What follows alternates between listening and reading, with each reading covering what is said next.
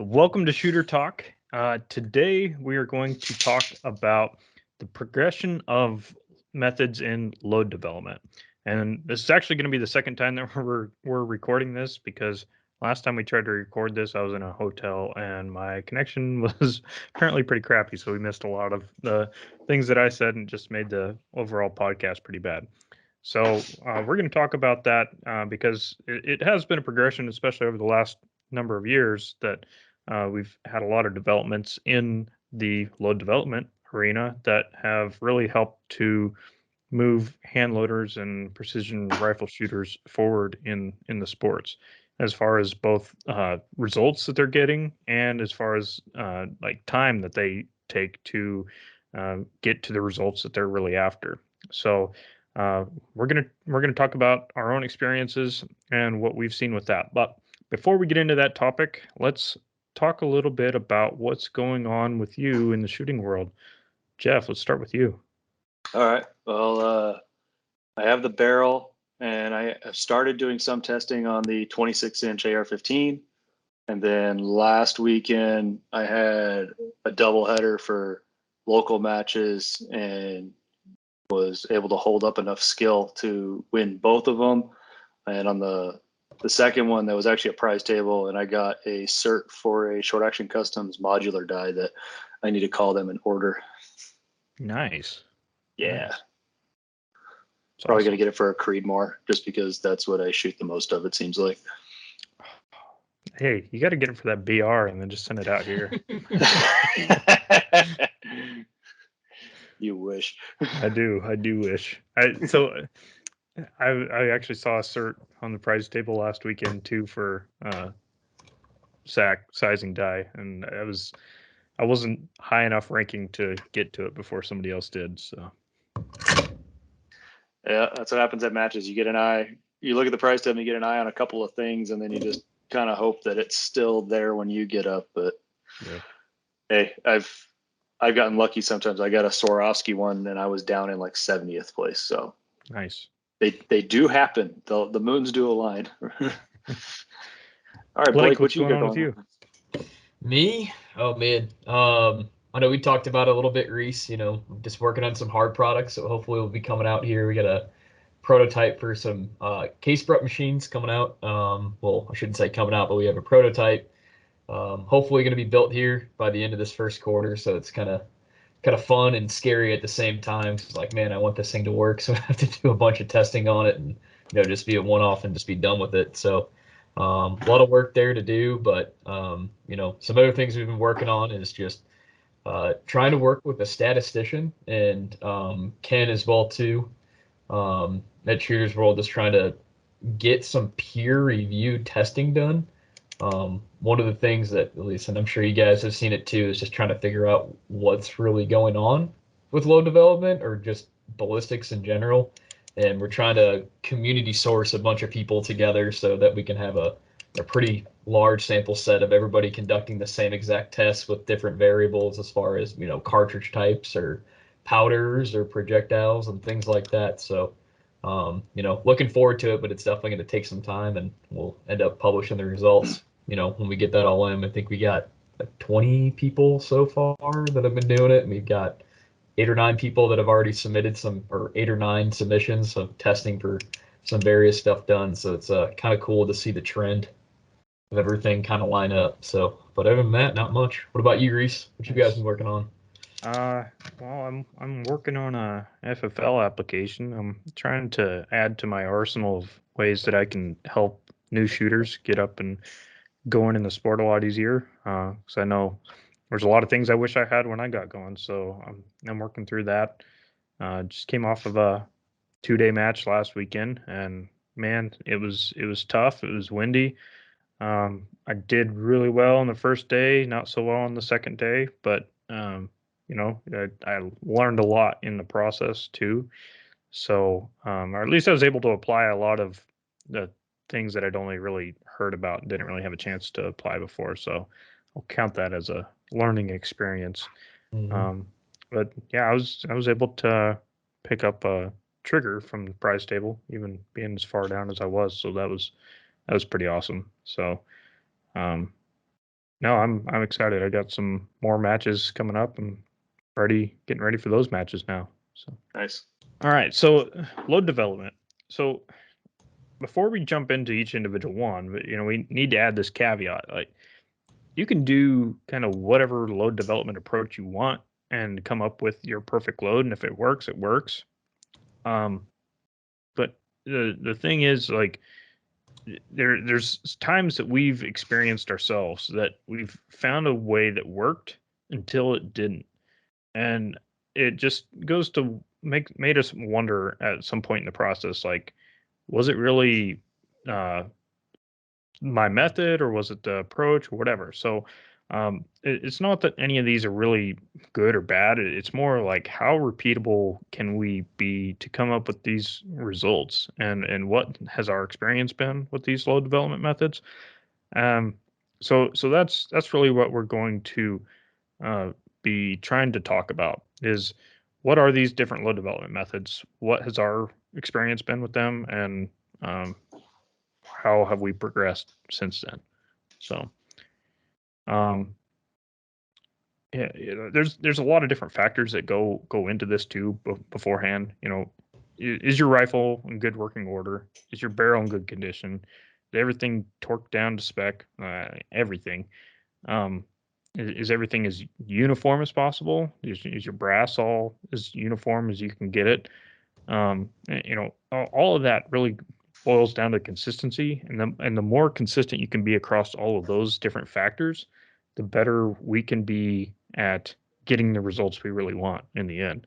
So even if you have the best load development method in the world, if your scope base is loose, you're not going to be seeing the results you want. So there's these other factors we got to take into account with what's going on in the system as a whole. So the load development is only one piece of the puzzle, but it's one where we tend to spend a lot of time, a lot of focus, a lot of brain energy. So the first one we're going to talk about is book loads. Um, it's kind of where most shooters will start off at, is they'll get a reloading manual and they'll see these published loads that have already been tested by ammo manufacturers, bullet manufacturers, powder manufacturers, and they've done all the testing to say, hey, here's a range of powders that work with different loads, with different bullets, across all these different cartridges. I mean, it's literally a book full of cartridges that they've tested, and it's really helpful for people to just be able to jump in and say, hey, here's the starting load. I can load up, you know, 30 grains of this and this powder and this cartridge and seat the bullet to this overall length, and we're in good shape. And um, it doesn't take very long at all to start thinking, can I do this better? Because how can we optimize this? Because that system that they develop those loads around is not the same as the system that any single one of us have. So, it is just still reference at the end of the day. So we start wondering, can we optimize that anymore? And if you're anything like me on that, then I'm looking for, can I get up close to the max charge? Like, what happens when I go to max charge? Do I start seeing pressure signs, anything like that? Um, or how fast can I get this bullet before I start creating other problems? And really, for me, that's where I started in reloading, was with Hornady reloading manual, and say, like, all right, here's 223. We're going to start with this accurate 2230 powder at whatever the starting load is, and work it there. Maybe I can go halfway between the starting load and the max load if you're loading with a automatic powder filler, that there's going to be some variation to it. Um, then you just use those results and you run with it.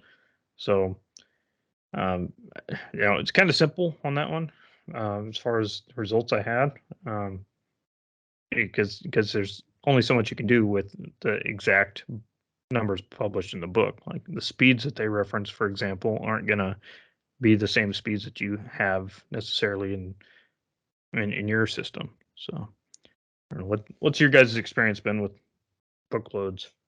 So book loads, like you said, the book loads, they list their conditions that they tested it under. So like your 223 could be testing underneath a 24-inch barrel, but like you said, it has a specific cartridge overall length that they tested it with, and then they tested a specific bullet with a specific powder, and they even gave the case, usually the case of the primer that they gave to test it. And like assuming you're using everything identical, you should be safe. But the moment you start using different cases, you're going to have different capacities. If you start chasing lands where you're seating it out farther, or even if you have a shorter chamber and you're seating it in closer, you've now changed that variable, and that's a very big variable to change when you're loading. So that can lead to issues with the book load. Where I started having, I'm not gonna say I have issues with book loads, because book loads are safe to use as long as you follow the conditions. But the inconsistency that I found with it was I was loading for a 357 Magnum in my Henry, and I was using Winchester 296 with a ball powder, and I was shooting 110 and 125 grain bullets. And I'd look on through the different books that I had, and I had Lee, Spear, 2 volumes of Hornady, probably Sierra was in there, and I looked in there, and like for that powder alone, everyone with the exception of Hornady was saying that you started at like 18 grains and went to 22, and if I remember right, and the Hornady one like stopped at 14 grains. So you have a 4 grain window in there that's like no man's land, and that's where I started getting a little confused. And when I did a ladder test with it for velocity, and I looked at the data from my magneto speed, is instead of being like a smooth, gentle like curve going up, is it was like getting spiky. And talked to an old timer at one of our reloading stores around here, and he was saying you probably need to go look at Hodgdon's and Winchester's website and actually look at what they have it, because that's the powder company that's actually tested it. And looking at they were the same as every other book. We were saying start at 18 grains. So he was saying that what's probably happening is it's not enough powder to fill up, making an actual good powder column, and it's laying flat. And as the primer's flashing, it's flashing over. So you're not getting a nice smooth burn throughout the case. You're getting a instantaneous just burn everything. So there were times where it would spike, and you'd look at the back of the primer and it's perfectly flat against the case, and then the next one looks like a normal fired case. So it was a little scary during that time. But once I went and did that data, I looked at all the primers and they were all safe and looked fine. So and then the curve smoothed out, and it was just progressively going up as the powder went up, the velocity went up. What about you, Blake? Yeah, no, I mean, you guys' experience has pretty much been the same as mine. First starting out like 12 or 13 years old. So what, 2 years ago? No, it's a joke. 3. I think Lear loading kit. And then if I remember correctly, I think it had data, or something. I don't know. I can't even remember. I haven't looked at one in so long. They might have had data inside of the manual for the dies, or maybe that was a Lyman manual. Regardless, just looking at all the different ones and changing powder charges and hearing that. So one guy would say, 223 is at 20 grain starting charge, and you look at another manual and it's like, no, start at 22. So that really started my, scratching my head like, okay, what's safe? Because at that point, loading up rounds the very first time, I wanted to tie a fishing string to the trigger because I was so afraid to, shoot that thing. But it's interesting, just learning from that. I know the difference, at least from one lab maybe to another, is that they use universal receivers and piezo transducers. So a lot of times the barrels are a lot tighter to simulate pressure. I guess I wouldn't say better, but to an extent that would keep everybody safe for that load data. So Jeff, I know you highlighted on this a little bit, but looking in that manual, it's SAMI spec. So you have, for like a 223, it's 2.260, I think, off the top of my head. And, for a bolt gun or guys that are chasing something different, especially as I progressed and learned, is that, you want to seat the projectile a little bit further out so you can fit more powder in it and be safe at the same time. And you can see some increased accuracy at range. But one of the big things I noticed, at least just doing ladder tests over the years, is that, I go out and I do one, and it was like 5 shots per charge weight or something, and I was like, oh man, there it is, that's my node or whatever you want to call it, and go out the next day and have like 100 loaded up, and I'd shoot 5 or 10, and the next thing I know, the velocities aren't there, and it's changed because the temperature outside's changed, and all these other variables. I thought it was me or something else, and I could never really, wrap my head around what was going on at that stage. So, that was kind of my experience, at least with buck loads. It's a really good reference for us to look at to know what's safe and what the lab is used. But yeah, I guess that's a good place to leave it at that right there. Yep. Just if you're going to use the book, follow it exactly for what they show in there, and you should be safe. Mm-hmm. Next one we have listed is OCW, and I went to his website, and he has a step-by-step instruction on how to do it.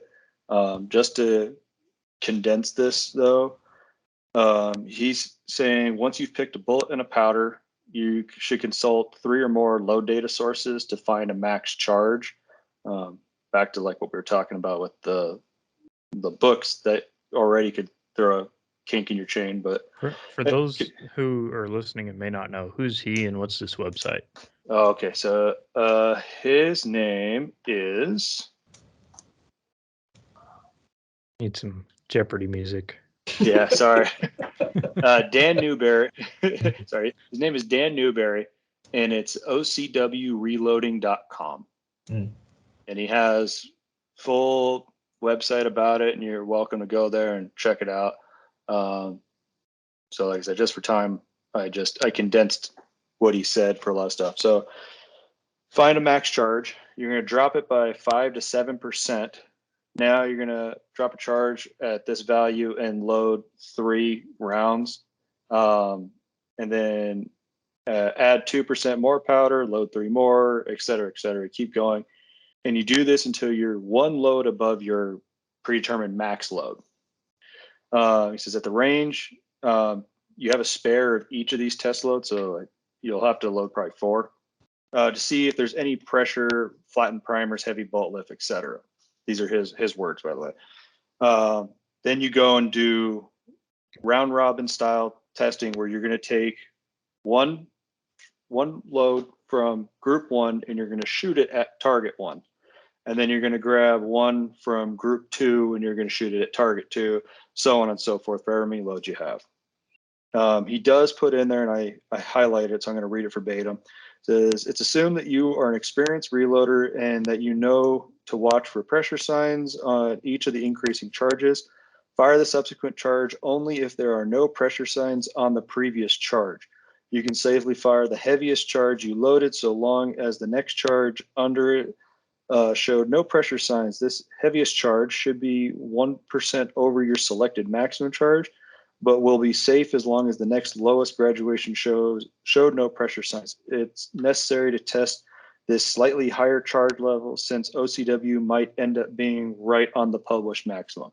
I'll talk a little bit more about that in a second, but to continue on, you then measure the groups. You're looking for the set of 3. So assuming you had, we'll call it 10, you're looking for 3 consecutive groups that are closest to their point of aim, and like the smallest group. And from here, you can find the center of those 3 that allows the group to be quote unquote more tolerant in the event that you go high or low on the charge. What he's talking about there is, say you were doing, I'm just going to say like a 6.5 Creed, you're going to load 40 grains of H4350 up to 42 grains, and you're going to do it in 2 10th increments. And you find that 40.8, 41, and 41.2 happen to be the smallest groups in your test that you did with this. At that point, he's describing, from my understanding, that 41 would be your tolerant load because you can go 2 tenths under or 2 tenths higher and still be, it'll still shoot well. Then he goes on to say that you can, quote unquote, tune the load with seating depth. You're going to be doing essentially the same kind of OCW test where he's talking about the samples, but you're going to be doing them with the same powder charge. You're just going to change the seating depth at this point. and afterwards, then you can go back and verify the load. So that's condensing his instructions on how to do it. I did this one when I first started loading, like referring to the book and then kind of creating my test loads for this. But I'm going to go through, like, with the knowledge I have now, the things that I found were actually problematic with that. The first one was he talks about assuming you're an experienced reloader, and I don't know about you, but I haven't found a specific definition in Webster's about what an experienced reloader is yet. But I would say you've been doing this for a couple of years and you understand safety, whatnot, and you understand that if you go above and beyond, it's at your own risk. And it's your equipment, your face, your finger. So you do that, you do whatever you want to do. He then talks about flat primers and heavy bolt lift. And I'm going to reference one of the Hornady podcasts. I can't remember what number it was, but they're talking about when they would be testing loads in pressure barrels, that you could be, let's say you're shooting a cartridge that has a max SAMI spec of 62,000 PSI. You could be at 75,000 PSI and still not show any signs of flattening primers or any heavy bolt lift. And you are thinking that you have a perfectly safe load when in reality you don't. That's like the biggest issue I have with this one, from a safety aspect. And then after that, it's the other problem that I have with it is it's just a statistical problem, because it's not a big enough sample size. You're essentially shooting 3-shot groups. He does say that you can do more. You can do 4 or 5, whatever you want, but you are doing a very small sample size and trying to compare each one against one another. And I feel like what this kind of testing does is it puts blinders on you. Instead of looking at the whole image, it's trying to tell you, look for the smallest possible group, and that's the one you want. Yeah, So I never really used OCW. We were on to the next one by the time I really got into trying to dial this stuff in. But hearing what you were saying about that gave me one other thing that I would have a problem with is looking for flat primers and heavy bolt lift. Blake was actually the one that introduced me to the idea of bolt load. If you got any kind of lubricant or, oh, come on. Can you guys still hear me? yes, we can. All right. Camera's being weird. So if you got any kind of lubricant in your chamber, it's now got this boundary layer between the brass and the wall of the chamber. So when you fire that load, it's not going to have that same friction force holding that in. So all that force is now going backwards on the bolt, increasing your bolt load, and it's putting that force on the lugs. So you'll still feel a heavy bolt lift, even if you were way under pressure, because you've got that excessive bolt load. It wasn't pressure related. It was that you didn't have the friction to hold the brass where it was supposed to be. So that could be another thing that could be missed there. That okay, assuming you actually did that right, you'd be safe and back to what Jeff was saying. But that would be something else to watch there. Yeah, with that too. I think we did it, or Ken did it at the lab, and we did water and lubricant. So it applied to both, because I know there's I guess in the P&W rains a lot, and there's some guys talking about it, and I learned about it a lot too, is that they throw water on cases and to simulate, if rain happens, if you're out in a match, and if that load is, quote unquote pressure tolerant. But when we did it, water, lubricant, it appeared that pressure was spiking, but the moral of the story is that the bolt load is that it's not necessarily saying that your pressure charge is causing the overpressure event. It's just the fact that you have that boundary layer. So people shouldn't run home and start changing their powder charges thinking that it's an overpressure event. It's just that you have to remove that lubricant or boundary layer rather. There's some other guys on ResearchGate and another independent lab who did this test too, and they did an ice layer boundary.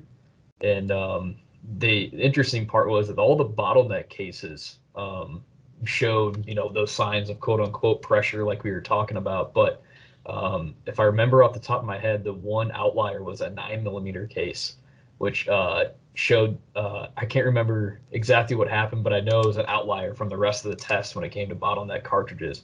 If you go on our Instagram, we have a link and one of the pages on there talking about that, and you can type that in and you'll find it on ResearchGate if anybody listening is interested about that study. But as far as OCW goes, yeah, I agree with Jeff too. You know, I've tried it a little bit in ladder testing as well too, and I think the sample size was kind of my thing with it too. Again, it just we do all that testing, we go out, and it appears to do really good, and it did, and I found pretty good loads with it as well too. It's just you go out another day, and it's like, wait, what the hell just happened? You know, I was shooting, you know, whatever, a 0.3 group, and I thought that was it. And then I go out, now it's like a 0.7. And I'm like, oh, wait, okay. And then, you know, started learning about dispersion a little bit more and what can happen with, you know, dynamic instability of bullets and bullets tipping in bore, wide free bores, all that good stuff. So, you know, it was just kind of interesting to say the least. But I guess we got to talk too about ladder tests too. I don't know if we touched Yeah, we on got a that couple too more briefly. before we start getting into the weeds. Yeah. Yeah. So we can get into the weeds in a minute, but ladder's actually next. Okay. Yeah. Let's talk about that. Jeff, what's your experience with it? So just for the definition of when we're describing ladder testing, a lot of people will reference like the Satterley method. And what it is, it's a velocity ladder test where you're just changing the powder charge in fixed increments. So depending upon your case size, you could be changing it between like 0.2 up to like 0.3, 0.5 maybe. You're looking for a quote unquote flat spot as the node where the best charge is. And I actually, if we want to get in the weeds on this, I do have them queued up, or we can wait till we get done with shot marker. Are you talking about showing multiple ladder tests on the same given day? Yeah. Was that the shot marker data then, I'm assuming? I have both. Okay. Well, I think we should, I guess you can show it if you'd like. Okay. So we'll just stick with the ladder testing. So just velocities right now. Mhm. I'm gonna share my screen on this one. Okay. I have quite a few here. So let's bring up, this is an old 6.5 Creed. This was shooting 140 hybrids and H40 350. So for reference, like you have your shot numbers up here, the powder charge, and then the velocities. So what my testing procedure would have been back then is I would have taken I made these were all in 1/10 increments. I was trying to be really like anal and see what would happen as you went in 10th increments. Mm-hmm. And as you can see, like the red one's the first series, and I shot those from bottom to top. And I would shoot no more than like 10 at a time, let the barrel cool, and then shoot the next 10. And you can see with the red line, it's just a progressive going up. And if I had just shot that one alone, I would have been thinking that right around 42.2 to 42.4 would have been a flat spot. Maybe 41.6 to 41.8 would have been a flat spot. So then I brought the second one in, and the second one I fired backwards. So I would have fired from top down to bottom, and it looks even more erratic, which this is where I start having like this is where I have some issues with the ladder test. This is where I started thinking like there was something a little weird about it. Mm-hmm. What I thought was, because I was like, this is where I'm going to go back to being like your tunnel visioned into thinking I need to find the most consistent ones. So back to these three, 42. Actually, now I'm moved up and I'm at 42.4 to 42.6, and the velocities are what, 6 feet apart, 7 feet apart, 4 feet apart. So I'm now thinking like, oh, this has got to be the sweet spot. And then maybe down here at 41, because you're 6 feet and 7 feet apart. So I'm thinking like, oh, maybe those are the two that are the sweet spot. But these are fired on the same day, probably within an hour of one another. And depending upon the temperatures of the day, I don't have the data. It could have been the exact same temperature. It could have been 10 degrees hotter or cooler. But this is an example where they're not lining up perfectly like people would think or want them to be. And that's where ladder can be inconsistent, because if you want it to be, if it's scientific, it's going to be the same. It's going to be the same the entire time. So now let's look at, okay, here we go. Here's my 6BR. This was another ladder test I did. And now I did 5 shots, or I did 5 of each load. And this actually tells a different story. So I have the data up here, and like the average as they go up, you can see progressively keeps going up. You have 2848, 2052, 62. You can read it as you go. And you look at the data, and it all is actually fairly consistent as it keeps going up. And you look at the SDs, minus this one down here, which I think is 30.5, that was significantly less than the rest of them. You're still looking at a very progressive line as it's going up. And this is only, what are we talking about, 0.7 of a grain spread from 30 to 30.6. So it's more consistent. So this was one that I looked at and originally started thinking like, well, if it's, maybe it's not, I should say that it's, when I'm looking at a ladder test, trying to find a flat spot, I'm not going to find a flat spot, because it's consistently just going to keep moving as you go. It's going to keep progressively getting faster and faster, I should say, because look at the 6BR, you look like you have a flat spot. If you're looking at this red line for series 2, you have flat spot maybe there and maybe up here. The green line, there is no flat spot. The purple line kind of lines up with the red one down low, and I'd say kind of up on the high, 5, 6, 7. Orange is at 4, 5, and 6, and blue is kind of progressive as well as like green. So that's where I started thinking like there's something a little different with this. And just to show an overlay of some more, for an example, here's a 223 with multiple different like strings. And look, you have like the green and the red would have been the day that I tested like 2 strings back to back, going low to high, high to low, like the 6.5 Creed was. And you notice there's not really a flat spot consistency on the red line, maybe, but the green line, it's in different spots, if you even want to call it that. And then I did another one where I went higher, still don't find anything.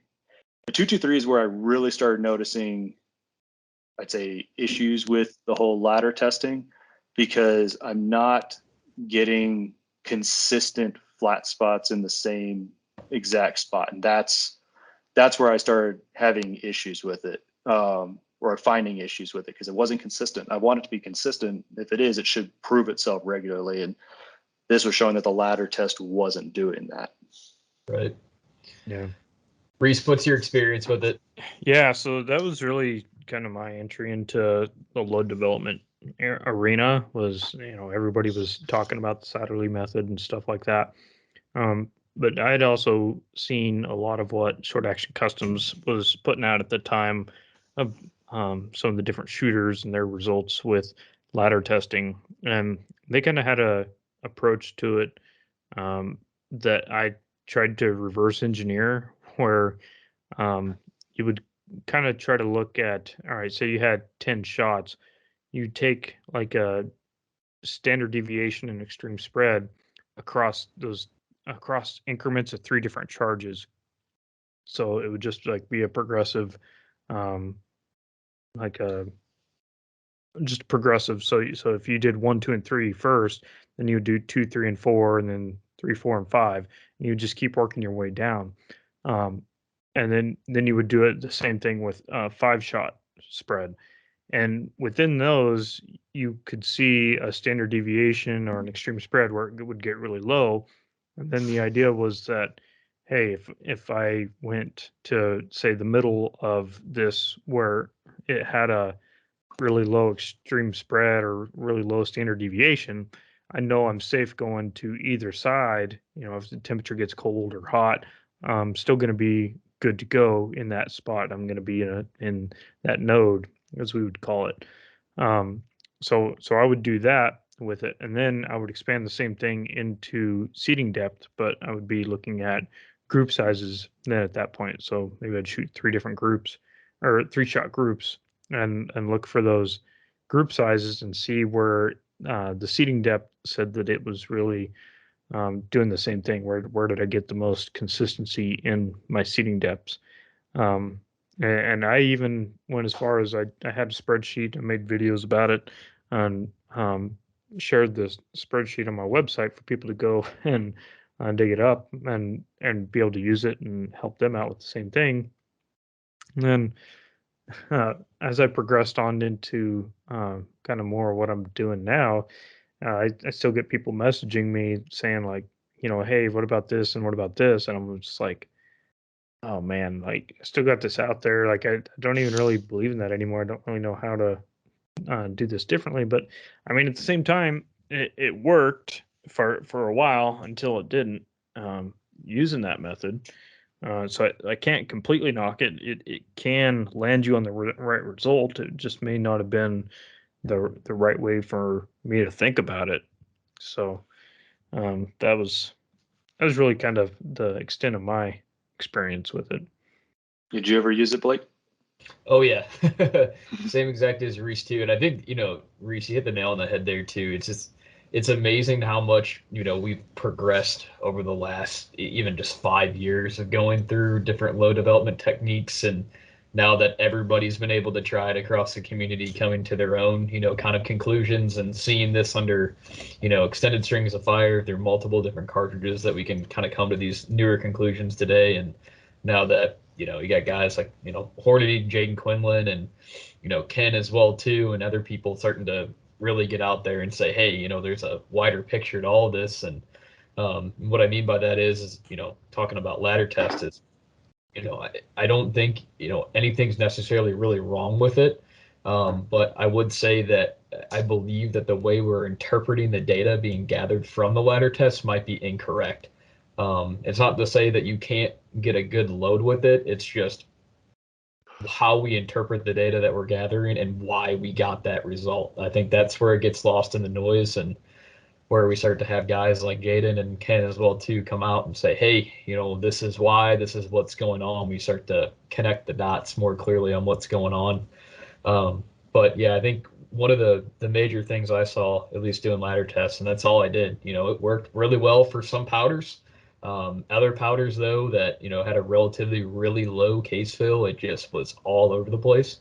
But I can say the biggest thing that I saw that was a real head scratcher to me before I learned about it and really started to think about it is like, okay, and Jeff results showed this too for those that are watching this.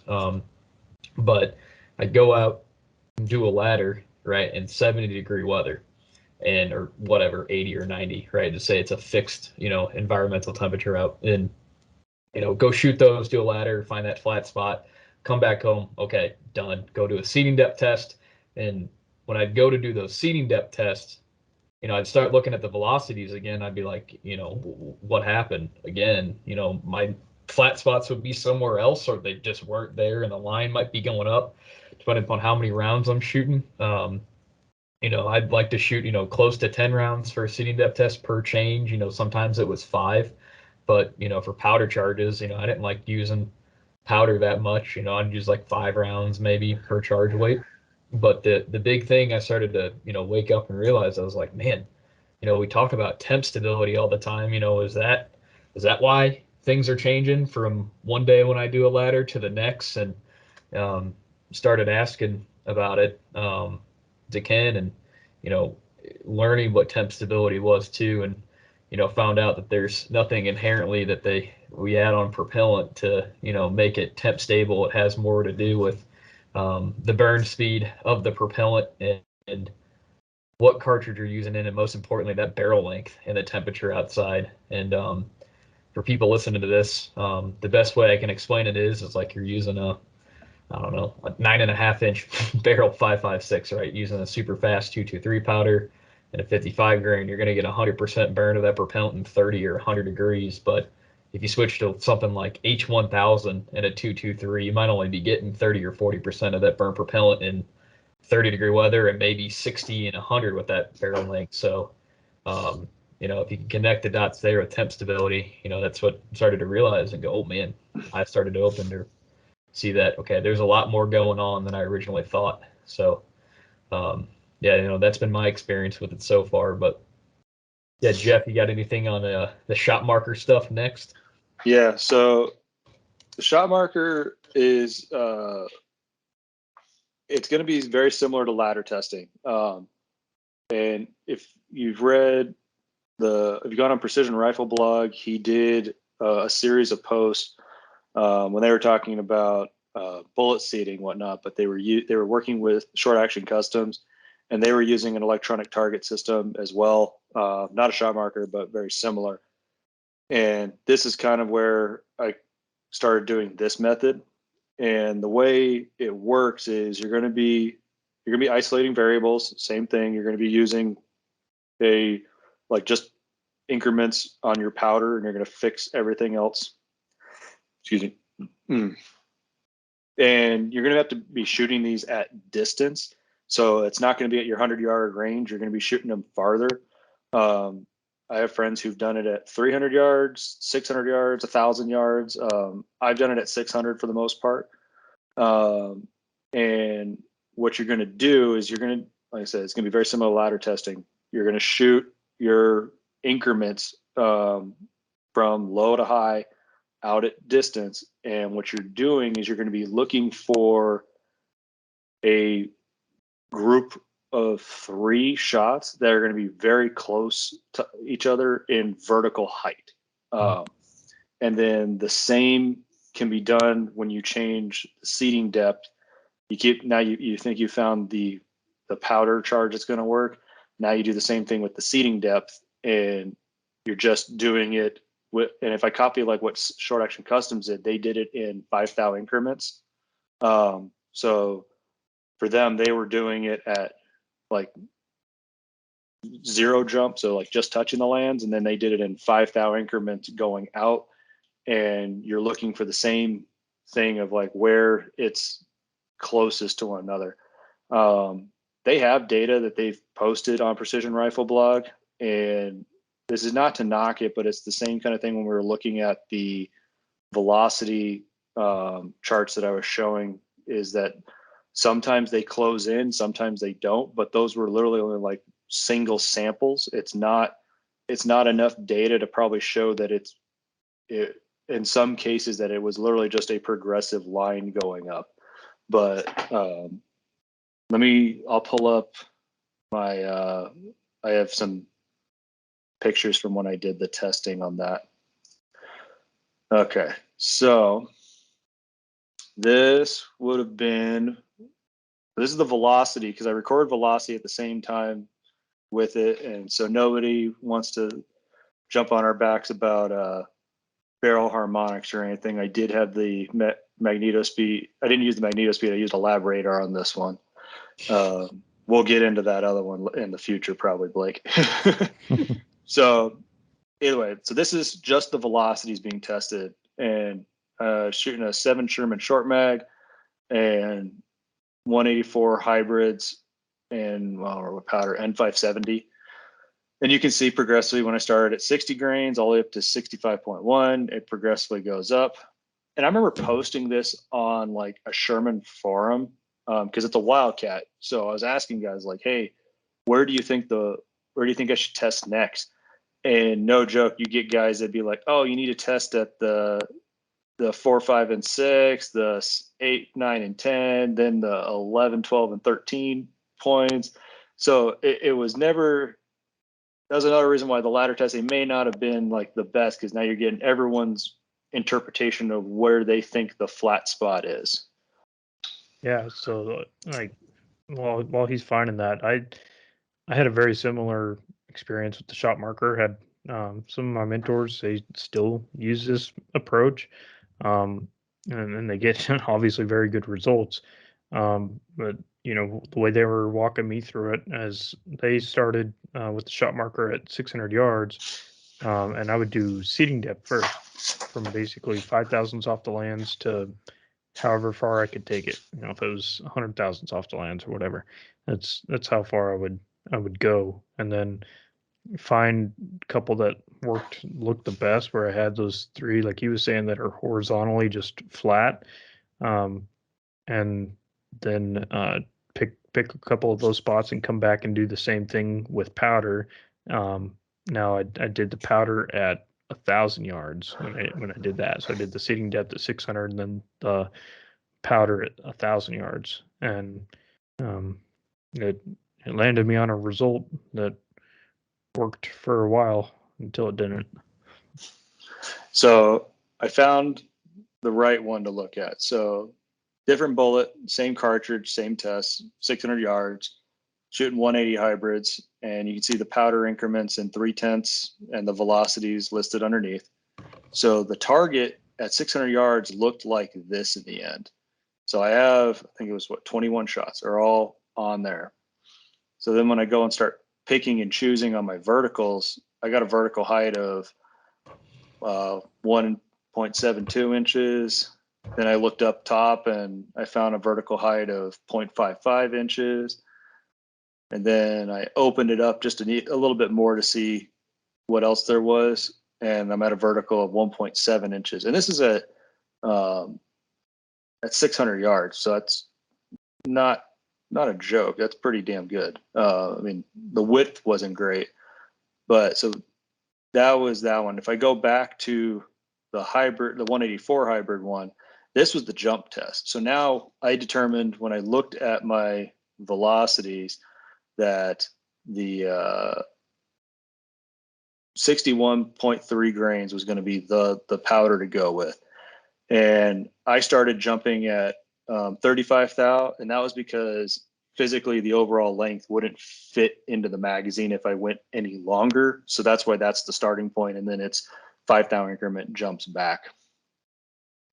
This is where I was going back. So I tested all those, and now I'm looking at the individual jumps. So this would have been, if it's 2, 3, and 4, would have been 0.4 or 40 thou to 50 thou jump. And I'm getting a group that's under an inch. And if I include one in there, minus the width on it, just the horizontal, it's still under an inch at 0.83 inches. And if I included 5, I'm getting an inch of vertical at 600 yards.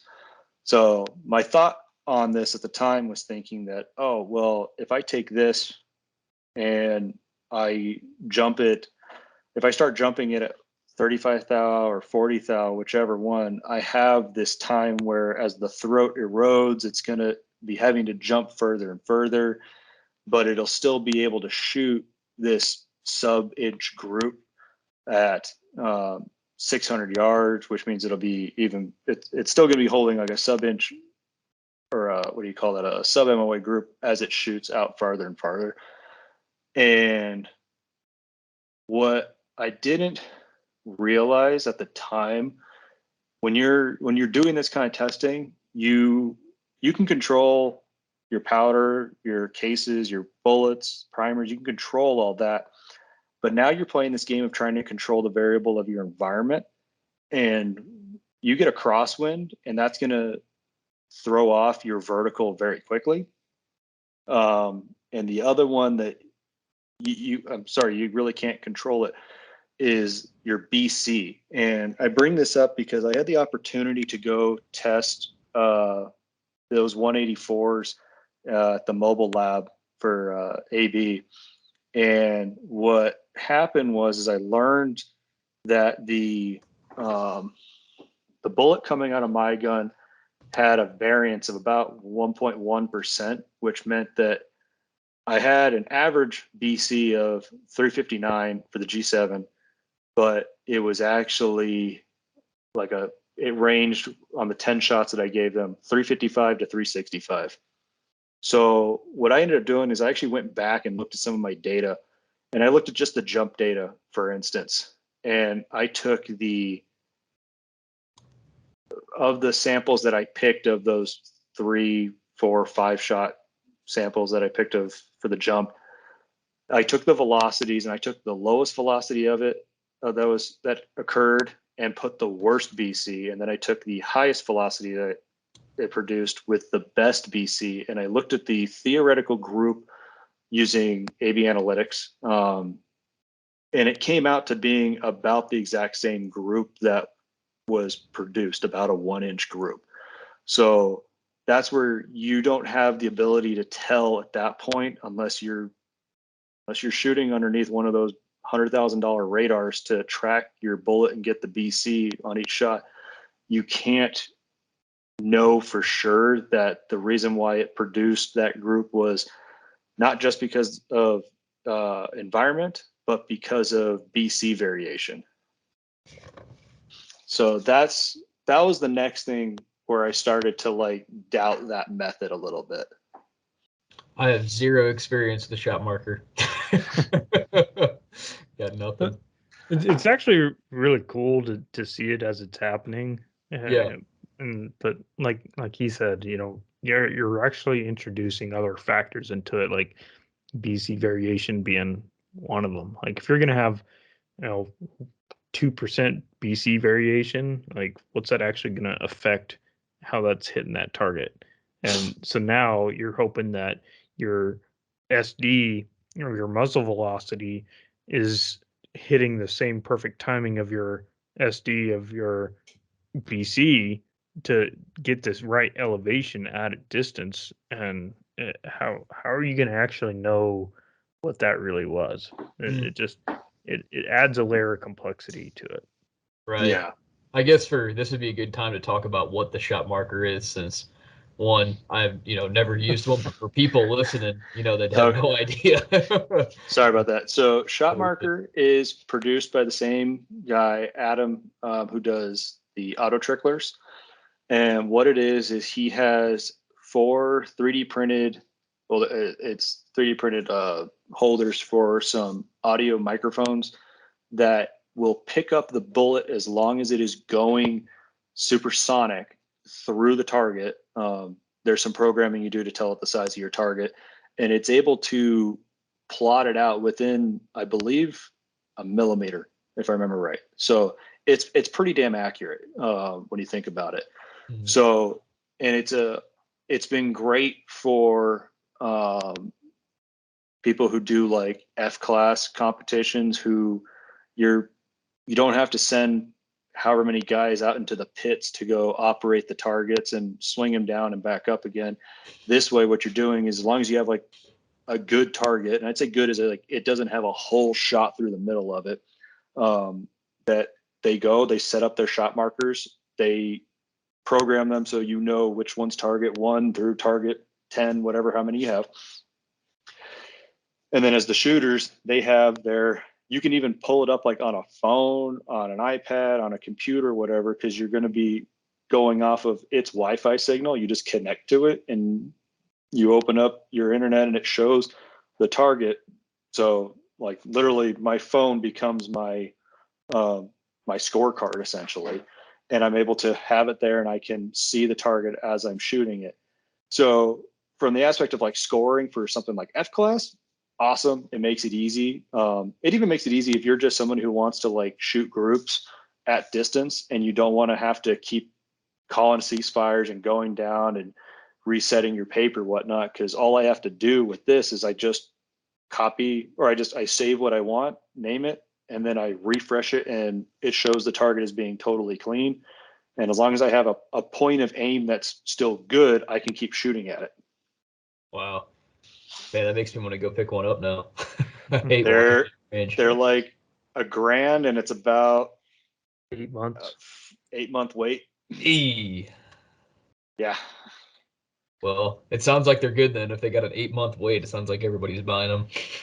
So there's one of the ranges I shoot at, they've outfitted it so that for all their F-class matches, that's all they use. They've reset all the target frames so that they're even like written on the bottom of all the target frames what the number is, so you can program it real easy. Even if you want to bring out your own too. So it's a great target system to have. It's expensive. It's definitely a luxury. It's not a need to have. It's definitely a very nice to have. That's for sure. Yeah, I know, not to go too off topic here, but have you guys seen that kind of the new chronographs that are coming out, like the Bullet Seeker? It's like a thing you hang on the bottom of your rifle. The thing's only Man, about the size of a pill bottle, and it's Doppler radar. It's about $1,000. Yeah, I've had somebody send me that asking if I had seen it, but I haven't seen anybody actually with it. Yeah, I could be wrong. I think they're European. Um, so I don't think they're a US based company. So I'm not sure how that's all going to work if they have distributors throughout here in the United States just yet, but I'd like to try one. That'd be kind of cool. Hey, everything's just getting smaller and more compact, and at the Yeah. same time, much more expensive. I think it's going to be like cell phones. We go down to something we can barely hold in 2 fingers, and then they start blowing them out again, super big. Yeah. Yep. Yeah. So yeah, All right. that's the biggest issue that I have with the shot marker, but it's a great system for just shooting groups. Right. Oh, actually, I'll give one other potential defect to that target system. If your frame is not 100% like rigid stiff, if there's any bit of wind and it starts to cant whatnot, it's now you've gone from this plane of the bullet going through here to now the bullet like essentially going through this kind of plane. And it'll even tell you on the screen, it's going to tell you like the sensors up on whatever 2 and 4 are not picking up the target or the bullet as well, but 1 and 3 are. And if you saw on my screen, it does give you velocities, but even Adam says they're not 100% accurate. So So guys who don't use tried, a pool noodle. no, definitely don't. Yeah. I found out that issue when I shot it, and there was a little bit of a breeze. We're talking like 5-6 mile an hour, so not bad, but it's enough that it was taking the wood frame and kind of shifting it, and it can be the difference sometimes of it picking it up or not. So that's a potential problem with it. But otherwise, great fun toy to have. All right. So the grand finale here, where load development is really headed today. Blake, Oh man, I'm taking this. Okay. It's yours. it's your Yep. baby. Let's talk about this first. We talked about everything that's we've kind of gone through and our own experiences, but obviously we're all doing kind of the same development here now. What are your guys kind of what are your experiences with it? And then I'll kind of talk about, how, I came about it, who taught me the things that I did to get to that point, and then, kind of what we're doing today with it. So I'll go first. Um, I I was shooting a lot of 308 at the time, and I was just really struggling with my loads. Like they'd be really good, and then they'd be really bad. And it got to this point where I was shooting like 1 inch groups, and I no matter how hard I tried, I could not get those to be any smaller. And for what I was shooting, like I knew it was possible. I'd done it before, but I couldn't do it. And I was using Varget loads in my 308. I was using 178 ELDs with for my bullet, Lapua brass, BR2 primer. Well, I started off with large rifle, just CCI 200s, but with some misfire issues, had switched to BR2s. So it was all pretty high quality stuff. Um, but I just couldn't for the life of me get it to do any better. And I tried everything. Like I've forgotten more things than I probably actually tried now. But I mean, firing pin springs, like you name it. I tried it, trying to figure this thing out. Because like with the firing pin spring, I thought maybe I was getting some kind of weird primer strike that was giving me inconsistent velocities, and that's leading down to results on target and everything. And I'm talking to Blake through this whole time, and each time I would talk to him, he'd be going through a slew of different things that it could be, but he would ask like, have you tried a different powder? And I'm like, no, it's Varget. Like, it's the Wonder powder. I'll do whatever with it in 308. And I tried everything, and finally I did switch bullets. I think there was a little bit of issue I got into with bullets at one point, but and that helped a little bit. But finally, I gave in, and I had this IMR 3031 that I I'd actually picked it up so that I didn't have to use Varget when I was doing practice loads. I could use the IMR 3031 for practice and save my Varget for my nice match loads. But man, when I finally did a load workup with that IMR 3031, it shrunk my groups. My SDs came down like right now. Like that fixed the problem. I should have listened to Blake from the get go. So I really dove into more of what Blake was talking about that at that point to kind of really refine it. But it made a lot more sense. Everything he was talking about, it, it it worked for me, and it's worked everything that I've looked at since then. At going to that approach, not that IMR 3031 has worked in everything since then. Right. You're right, but it's funny because everybody loves the Varget, but this IMR 3031, it sits on the shelves, nobody's wanting to buy it, and it's a fraction of the price of Varget.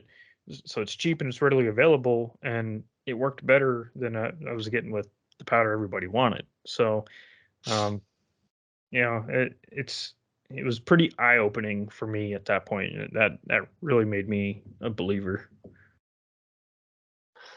My experience with it was I actually signed up for a class with Blake just because, like, not like trying to gloat. Like I was getting loads that worked. I wasn't having any issues like Reese was with his 308. And I just took it because my big thing when it comes to load development is I like to spend more time shooting and less time load development. As fun as it is, it's just it's not what I want to be doing. I want to be competing instead. But I want to be able to figure out how to make the best ammo as fast as possible with the least amount of components, because powder, primers, bullets, none of it's cheap anymore. So yeah, I took the class with Blake, and like as a litmus test, I took the information from the Reloading All Day class and I calibrated it all with my loads of everything I had: 223, 243, 6.5 Creed, BR, 7 Sherman, everything I had. I calibrated it all, and I'm like, okay, so this now is set up and I have it calibrated so it works. So I'm like, okay, so with what Blake taught me, this is in theory correct according with the information I'm getting from Gordon's reloading tool. Now I'm going to work it backwards. So now I'm just going to pick random loads and I'm going to go to the range and I'm just going to test those random loads. So I just small sample size. So I picked up like 5-shot groups for each one, and I was like, let's go to a range and see what happens. And just an example with my 6.5 Creed, like people always say like 140 ELD going like 2700 is like 27 or 2750 is like that's the sweet spot, the node for it. And my current load was at 2700 feet per second. So what I did is I went on Gordon's and I was like, okay, what's the charge I need for 2750, 28, and 2850, as long as it's still in theory under pressure and safe. And according to Gordon's, they were still safe. So I pulled all those up, loaded 5 of each, took them to the range. And if I showed you the target, you wouldn't believe me when I tell you that there is a 150 foot per second swing on it. And I've shown guys like it. I don't believe in speed nodes anymore. Like I believe in good chambers, good quality components, and like this is what matters. And from there, when it's been coming to load development, now using Gordon's, but the Reloading All Day method, it's been a matter of I'll say like my way of how I think about what I'm going to do to make a load is now different. It used to be like Reese is saying, chasing that speed. I wanted to get going as fast as possible because I cheated the wind. And now what I'm doing is I'm looking for, I want to find a load that's going to meet like this certain criteria. So for instance, I want it to be at the very least supersonic to a grand because I'm shooting PRS. So that's like the first one. The second one is I'm going to want it to be burning 100% propellant, whether it be, I've shot in Arizona, it's been 110 degrees, and I've shot in Wyoming when it's been in the 20s. So like I can plug in there and change that variable to see the propellant burn percentage. And as long as it's 100%, that's the next big thing that I'm looking for. And from there, I find, we'll call it your window. If you want to call it a node, you technically can, I guess, but you're going to find out that that node is not 2/10, 3/10 big. It's going to be 1, 2, 3 grains big. It's huge. And from there, that's where I was able to figure out, like, okay, as long as I can pick a load here, I can go. And my own personal like philosophy on this is, like I said, components aren't cheap, barrels aren't cheap. I can make a barrel last longer if I shoot it slower. And it's shown that even when you go compared to, like, I'm talking about when you go right up to like maximum pressure versus something that's below that, the slower nodes tend to be more consistent on their velocities, but you're now also not putting as much pressure into the barrel. You're not torching the barrel and eroding the throat faster. So, I mean, we're all shooting different cartridges that erode at different rates, but if you're shooting something like, okay, a 243, for instance, that's notorious for torching barrels in like 1,200 rounds, if you can get an extra 300 out of it, wouldn't you want to do it? Say the price for 300 more bullets is a lot cheaper than me buying another barrel. So that's one train of thought. But I can get like a 6.5 Creed that I think like the rule of thumb is a 6.5 Creed competitive barrel life's about 6,000 or no 6,000, sorry, 3,000 rounds. I wish. And yeah, it's not 308, but you can get like 3,000 rounds out of the thing. And my old barrel, I was shooting 140s, but I was shooting them at like 2820. I killed the barrel in 2,400 rounds. Like, it was done. So I then got the new barrel and I slowed it down to 2,700, and it doesn't foul as quickly. It's been more consistent. It's just as accurate, if not more so, than the old one. And the hope is that I'm going to get 3,000, 4,000 rounds of competitive barrel life out of this thing. And to me, that's worth more, because then it's more practice that you get on the range, and you get to go put your fundamentals to the test. You get to go read wind. You get to do all those things, which are more fun and more valuable than sitting at the bench trying to figure out how to develop a load. Right. Yeah, I guess the big thing for me where this all kind of came about in the last couple of years is, like we talked about earlier, I just got kind of fed up with, the results that I was getting and all that money, chasing my tail, doing all sorts of different load development and, going from one equipment to the next or one component to the next or using this and that and trying that method and, kind of just got upset with the results. And, it kind of had to ego check myself a little bit and say, okay, I know I've been doing this for X amount of years, and is this really going on? Are the results that we're seeing real? There's got to be something else going on in this equation that, maybe I think I know what's going on, but maybe there's a whole other part of this that I don't. And, working with Ken and, hearing the whole other side on, the chemistry side of propellants too, and, how ignition works and, how burn speed works and things like that, it started to open my eyes. So, one day after learning some certain things, I, besides the math part of it, just loaded up a bunch of rounds in 6.5 Creedmoor exactly where I was supposed to, right? And went out and it was like 50 rounds, shot them. And a chronograph, I didn't even look at it. Looked down, it was like a 6.2 SD with 50 rounds, and my jaw dropped, right? I'm used to shooting 5 or 10 rounds at that point per charge weight, and I'm ecstatic if the thing's under a 10, right? And at that point, I figured, okay, I didn't do any ladder testing. I didn't do any other, kind of load method workup that I used to do. I just loaded where I should have gone, and it showed results. But, that can just be, kind of a anomaly, just doing that on one different day. And started asking some other questions more about, what's causing dispersion, what could be flyers, dynamic instability of projectiles and tilting, and, how chamber geometry affects these things, and burn speeds, and, how propellant actually works with case volume. And I know Reese, you and I are doing it for a little while on 100-shot challenges because at that point it just got stupid easy. Going out on different days and loading, 100, 200 rounds up and maintaining a single digit SD. I don't know.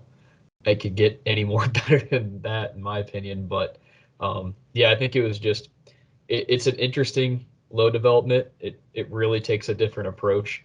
Obviously I'm a little biased because we talk about it a lot in our class, but the main thing for me is that I wasted so much time and money doing different methods, and not that those methods are wrong. I think we're just interpreting the data incorrectly, but it gets you exactly where you need to be, and it ultimately saves you money too. So you're not going to the range like I did and taking 6 or 7 different range trips trying to find a load, and at the end of the day you're just like, screw it, I'm just going to throw a powder and a bullet in and just go shoot. But the big thing for me, and I don't know about you guys too, is just having that confidence in ammunition too, and going out and shooting. Because every time I'd shoot, I'm like, is that me or is it the ammo? I took my chronograph off a barrel. I'm not chrono anything. Like, is it something with my ammo? Is it me? But now I just kind of focus on shooting better. But yeah, not too good at that yet.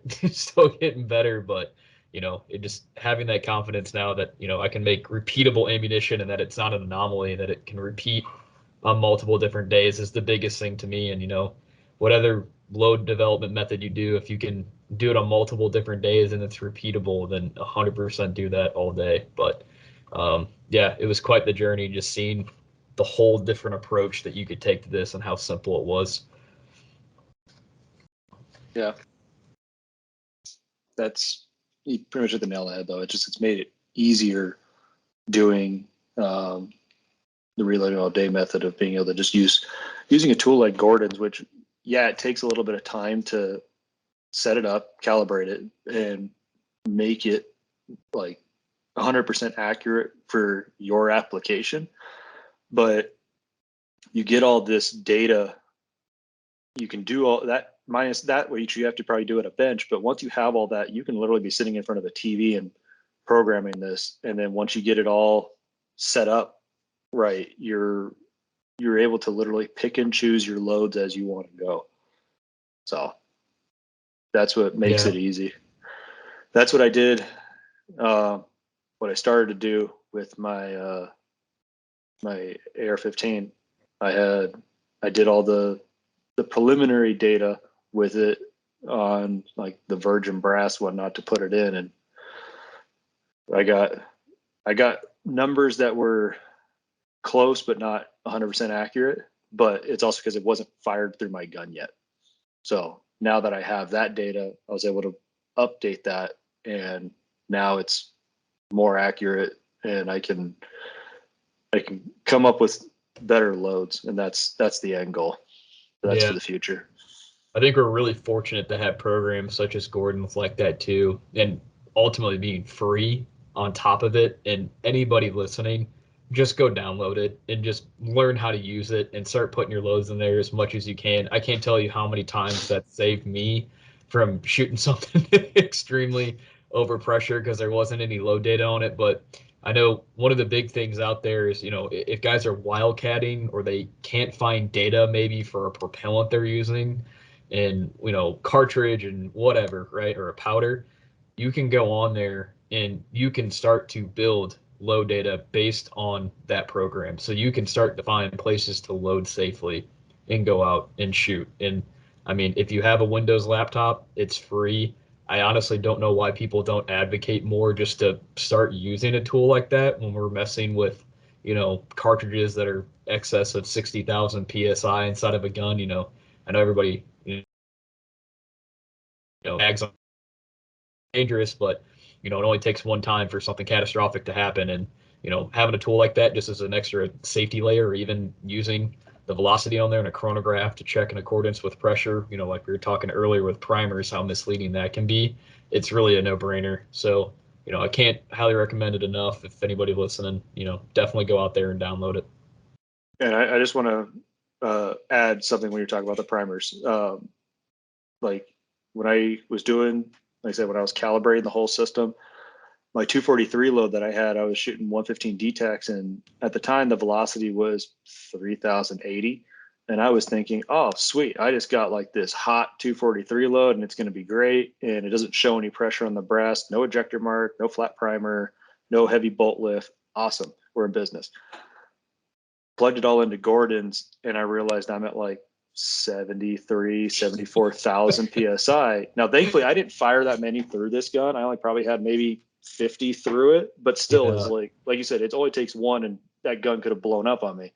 Thankfully, it didn't. So props to Ruger for making a good action on that case. But yeah, no, I immediately found the rest of those rounds, got the bullet puller, and was like, nope, not shooting any more of these.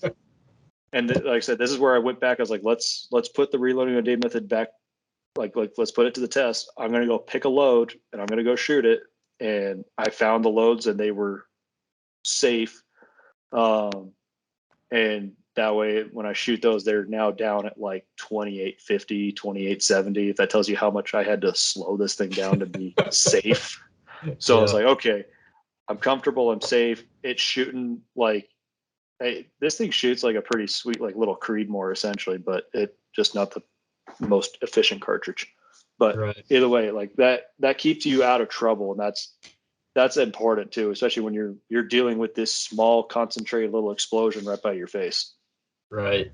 Yeah, I think too, the last thing I'll close out with that, just with Gordon's reloading tool, all these methods that we talked about, and even myself too, going through all this, there's going to be so much new developments in the years to come. And like we talked about, what we were doing 4 or 5 years ago, we saw what those current tests were, and we started gathering even more data, and we saw what those results were. So I think there's a lot of advancement still to come, and really what's going on with internal ballistics and how much we know now and how much we'll know in the future with a lot of these tests that are coming out. I think we're getting closer, but again, I just want to reiterate for everybody listening, none of us are saying that, one load development's necessarily completely wrong. You can work up loads just as good like we all did, using the methods that we previously used. But, at the end of the day, I just think that we need to be careful before we come to conclusions, before we, or if we're using small sample sizes. And I think that's the biggest game player here, is that we shouldn't be jumping to conclusions unless we're seeing that it's repeatable and it's a large enough sample size to make that conclusion too. But yeah, because I mean, we've all heard somebody say, like, we've probably said it ourselves, like, oh, my this load isn't working anymore. My load's out of tune. My rifle's out of tune. Or I got to go start chasing seating depths. Have you tried chasing seating depths? Have you tried changing powder? Like, those, as soon as somebody starts having load problems, like that's what everybody jumps to. And since I've started doing this, like, I don't have to do that. And you see a lot of like the high end pro shooters are gravitating towards that sort of thing too. That maybe they didn't necessarily use this this approach with Gordon's, but they landed on a load there that is probably going to have that same kind of criteria, and they just load that load. They don't change a thing with it because it works. They found that spot, and it probably just took them a lot more testing than it would be using Gordon's and trying to actually calculate it. But you don't have to. You don't have to go chasing the lands and all that other nonsense. Yeah, you're gonna find out that if you start, for instance, I'm just gonna use myself as an example. My 6.5 Creed, that one, when it came to, I'd shoot it, and it was, because I don't clean it as often as probably others do, and probably after about 300-400 rounds, it would start to throw like a random flyer at distance. So if I was shooting within 500-600 yards, it was fine, but like 700, I started noticing that I'd be missing a little high or a little low.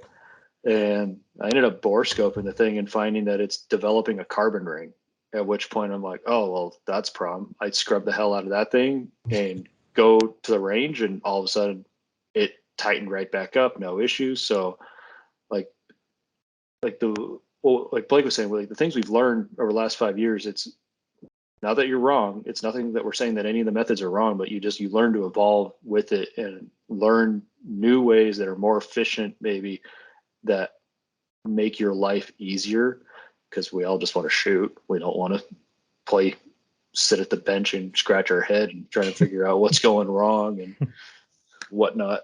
Do I need to go Nope. buy something else to make my gun shoot better? Have you guys heard anything about? So I mentioned Gordon's to somebody recently. They must have went and tried to download it, or they did download it or something. But they said they got some kind of message from the wife of the guy who had made it. It sounded like he had died, and she left a message on there saying like she's not going to update it anymore. So the message that I saw about it was because I downloaded it like, I don't know, 2 weeks after the guy passed away. Blake had told me. And what it is that so she's not going to update it, but what she wanted to do, I think it was in his will or whatnot, is she was trying to make it so that she was going to try and get it to somebody or a group of people where they had to keep it. The rule was you have to keep it free. You can't charge for it. And they were going to have those people to keep up with the software in order to keep it up to date and keep it so that, like, because you can, with Gordon's, you can put your own powder profiles in there, and that helps kind of keep the data more, we'll call it, up to date inside of it with the powder profiles. But verified, I'll add too from Gordon's. But yeah. That was what I got from her. Right. From her message. I was like, the rule was not going to sell it.